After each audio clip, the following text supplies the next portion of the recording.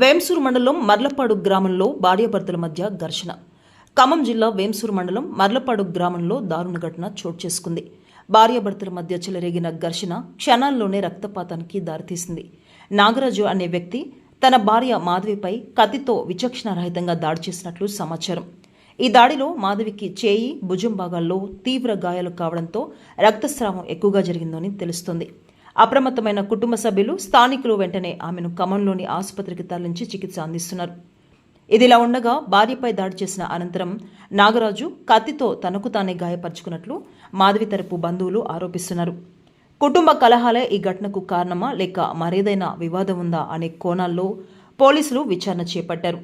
సమాచారం అందుకున్న పోలీసులు ఘటనా స్థలానికి చేరుకుని ఆధారాలు సేకరించి కేసు నమోదు చేశారు.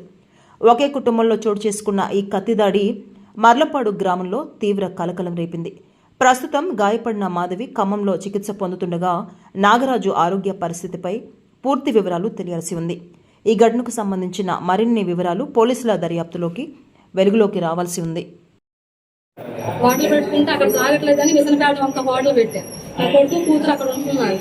అక్కడ ఉంటుంటే 3 రోజుల నుంచి వాటర్ కత్తి పట్టుకొని తిరుగుతున్నంట. నేను కొద్దిగా లింగపాలెం పెద్ద మనుషులు కూడా ఫోన్ చేసి చెబితే ఏం కాదు, మేము సాయంత్రం మాట్లాడుతూ అన్నారు.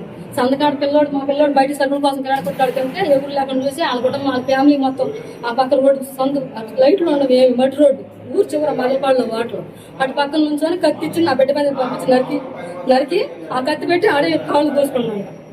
నేను అసలు అంత వచ్చిన అక్కడ నుంచి వచ్చిన తిరుగుతుండు వాటర్ చుట్టూ. వాళ్ళిద్దరు నా కొత్త వెళ్ళిపోమండం. పిల్లోడిని అమ్మవాడు నా దగ్గర ఉంటుండో, పిల్ల ఆమె దగ్గర ఉంటుంది.